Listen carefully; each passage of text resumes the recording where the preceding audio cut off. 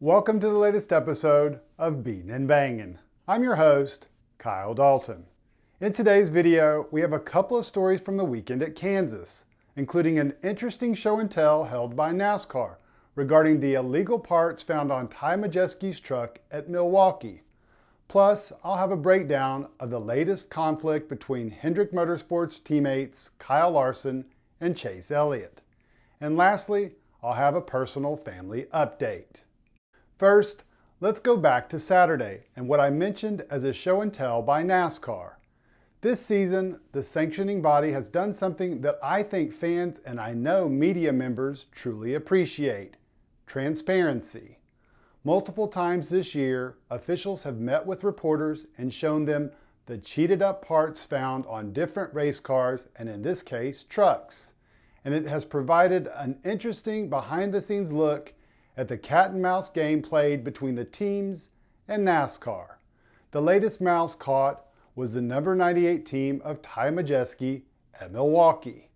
During this weekend's race at Kansas, Truck Series director Seth Cromlick visited with members of the media and showed the illegal parts used on the number 98 truck. They were modified valve stem caps that included a miniature rod in the middle that, when placed on the valve stem, it slowly started releasing air from the tires. Officials initially discovered the caps when they could hear the air leaking and later confirmed the violation in the Goodyear dunk tank. Cromlick explained that the L2 penalty, which included a 4-race suspension of crew chief Joe Shear Jr.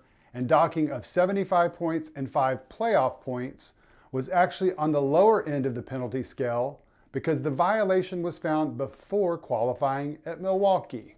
For me personally, I love that NASCAR is doing this because it removes any opportunity for the fans or media to speculate when a team gets a penalty for a violation, like what happened earlier this year with the HMS penalties for its cars. I really hope that NASCAR continues this policy next year and beyond, because I think it's good for the sport and keeps the teams honest, at least as much as possible. On to the action on Sunday, and it was an entertaining race that ended with Tyler Reddick making an impressive move on the green-white checkered restart, which, funny enough, the driver admitted in his post-race interview that he effectively blacked out and couldn't remember how he pulled it off before cruising to victory. Moments before that restart in the race off of pit road, there was drama. Turns out it was the latest chapter between HMS teammates Kyle Larson and Chase Elliott. Elliott was running next to Tyler Reddick on his outside in the race off of pit road when Kyle Larson came out of his pit box and made it 3 wide.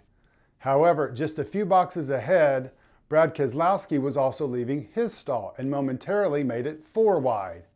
Larson, in an attempt to avoid hitting the number 6 RFK car, slid over to his right and made contact with his teammate. Shortly after exiting pit road, Elliott showed his displeasure with the move and hooked a left into the number 5's door. It was just the latest chapter in a feud between the two drivers that dates back to a couple of incidents last year at Fontana and Watkins Glen, when the 2020 champion was on the receiving end of moves by the 2021 champion. Elliott made it clear both times he was not happy. Fast forward to this season, and the two have remained incident-free until that moment at Kansas. After the race, both drivers addressed the incident, one a little more forthcoming than the other. Yeah, I mean, that's the first time I've seen it right there. We were just, from my vantage point, I knew we were 3 wide leaving, and, I knew, well, I didn't know, but at the time, the 6s pitted in front of us, and I just, I'm trying to leave as much space as I can. He's coming out into the lane, quickly, because the 6 wants to slow us down, and I tried to leave as much space as I could. Obviously, I made contact with him, but I felt like if I didn't, I was going to clobber the 6, right in the right front, and I thought the safest bet for all of us was for me to, squeeze out a little bit. So I understand why he's mad, or was mad in the moment. I hope when he sees a replay, he understands that I didn't have any space, or not much, just inches. So yeah, just a bummer, but I'm glad that neither of us got tore up there and we could get a good finish. Caution there with Kyle, but what was the message you were trying to send? Oh, there was no message. There's no message. You didn't have a problem with it? No. Okay. No. Yeah. All right. I'm sure the Elliott supporters will not like what I'm about to say, but it's the truth. Grow up. Chase Elliott is the sport's most popular driver, but moments like this are not a good look for someone who is supposed to be one of the sport's biggest ambassadors. First, he says there was no message when the footage clearly shows he actually walked over to Larson's car after the race and confronted the driver who was still inside his car. And then, when Fox's Bob Pockrass suggested he didn't have a problem with the move, Elliott just casually dismisses it. Somehow, he didn't have a problem with the move, but he randomly decided to door slam his teammate. What's the old saying? Actions speak louder than words. What makes this matter even worse is this. If you'll recall, Elliott got suspended for a race earlier this season at Charlotte for doing the same thing, losing his cool and hooking Denny Hamlin. Once again at Kansas, we see the 20-year-old's temper get the best of him. His actions were uncalled for, and while I haven't had a chance to hear his in-car audio, my question is, why didn't anyone on his team tell him what really happened? He doesn't have to swerve left and hit Larson or go up to his car after the race if his spotter or crew chief just says over the team radio, hey, Kyle was just trying to avoid hitting Keselowski. There was no intent there. Instead, no one says anything, and now everyone is talking about Elliott, and not in a good way. There's something obviously going on there. I know this season has been rough for the number 9 team with the injury and missing races.